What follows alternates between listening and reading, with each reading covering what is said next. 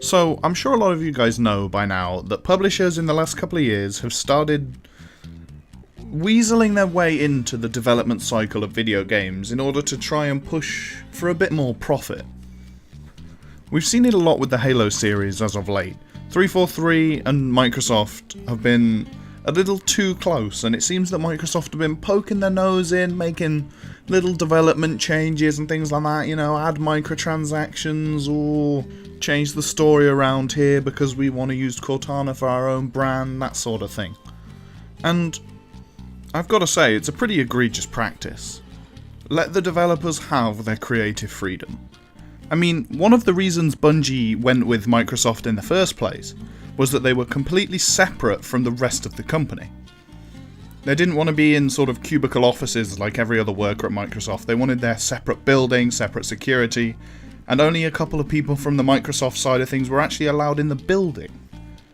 And I think that's, I'm not going to say it's the factor that made Halo great, but the fact that the creative freedom was untouched, unfaltered by any sort of publisher whims, and the development team were able to just do whatever they wanted to do with the game. I think that helped bring a richer experience to the franchise. It was only around the times of sort of Halo Reach, Halo 3 ODST where I feel that Microsoft started, weeding their way in a little bit, and this is complete speculation, but I'm going to call that is why Bungie were like, well, we don't want to make a Halo game anymore. Now, that could be completely wrong, but that's just my opinion. Now, I think we all know that Microsoft has a problem with first-party developers at the moment. They've got the team behind ReCore, they've got Dead Rising, Halo. That's about it, really, for major noteworthy first-party devs. I mean, they sacked off Rare, they sacked off Lionhead. So I think Microsoft are trying to push as much as they can out of the first-party developers that they've got on hand. And forcing developers to make games is not a good way of doing it, coming from a game dev myself. It's nice to have a deadline, it's nice to be given a clear objective of what to do, but being straight up forced to do something that goes against your codes of practice, that's job-ending material right there. I've got to say, as much as I envy the guys at 343 for getting to work on my favourite game franchise of all time, I don't envy them in the fact that it seems that Microsoft is pushing them to do things they don't seem to want to do. I mean, if you've seen Late Night's videos, he has talked a lot quite recently about Microsoft's involvement with 343 Industries and the Halo franchise in general, and how they've been moving Cortana as less of a video game thing and more of just a brand, as it were.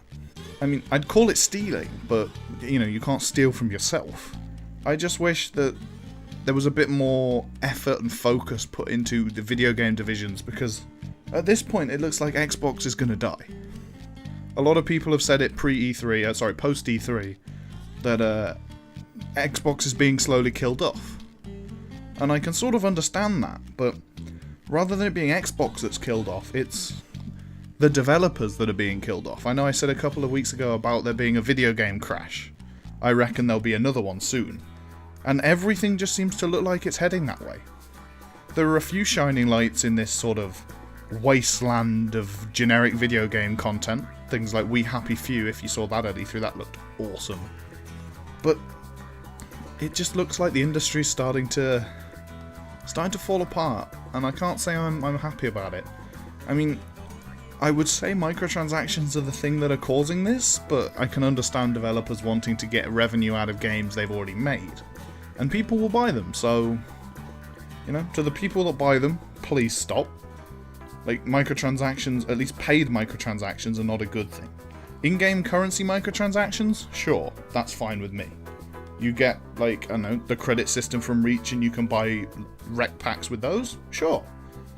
But spending money on a game developers have already made, as odd as this is going to sound coming from somebody who wants to develop games, I have quite an old school way of thinking, as in, once the product is out the door, the product is out the door. Sort of old school style PlayStation 1, N64, SNES era, where once you shipped a game, the game was shipped.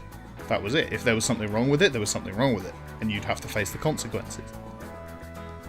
But we live in an age now where games are more services than they are a product that you buy.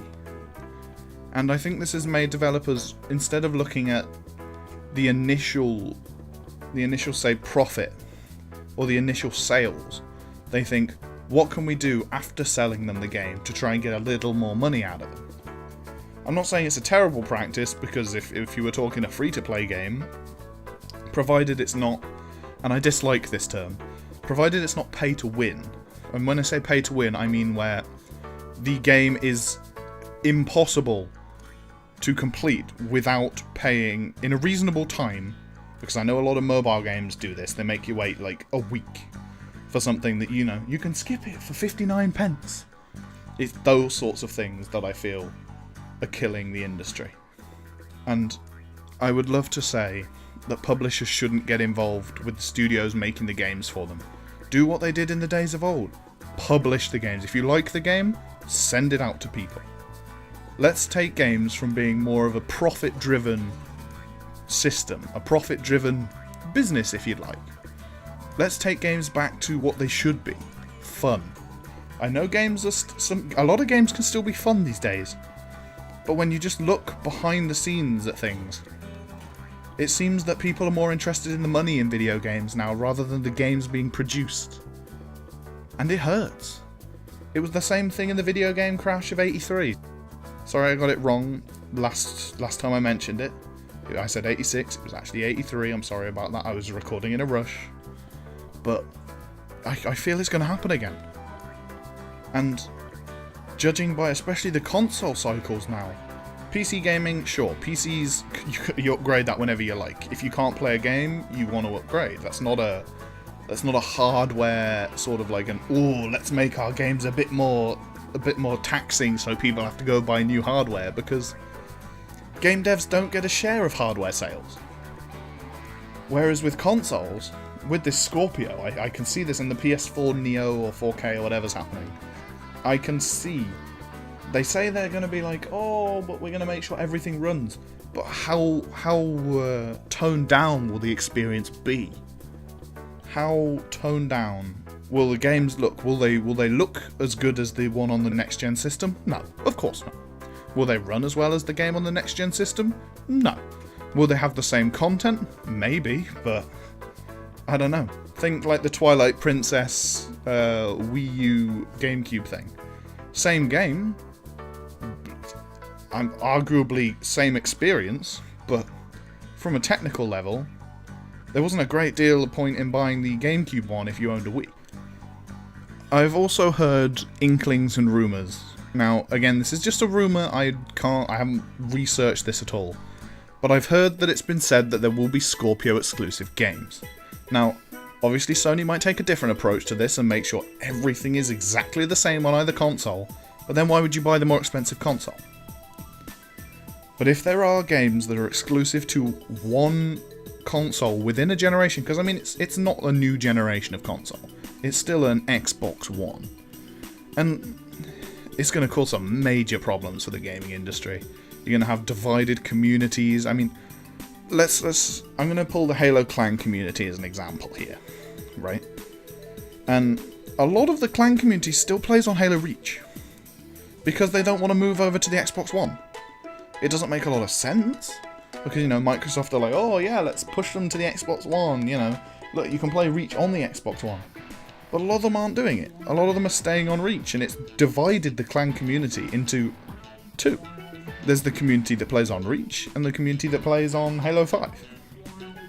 And the whole gaming community, all the gamers, every gamer is going to end up like that at some point. They're going to be part of one camp. Whereas we used to have the Sony and Microsoft camps, now we're going to have the old generation hardware and new generation hardware camp. So, you know, splitting it up even further.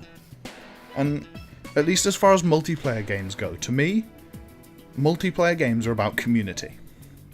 They're about having everybody together. Like, I used to use Xbox Live back in the day when I was... this was a good few years ago now, back when I was in, like, secondary school. To play with my friends, who I lived a little too far away, and I couldn't just walk to the house with my console. The friend who lived up the road with me, I'd walk my original Xbox to his house and we'd play System Link like that. And that's just how I see the gaming industry going right now. It's a shame, but it's just the way it's going.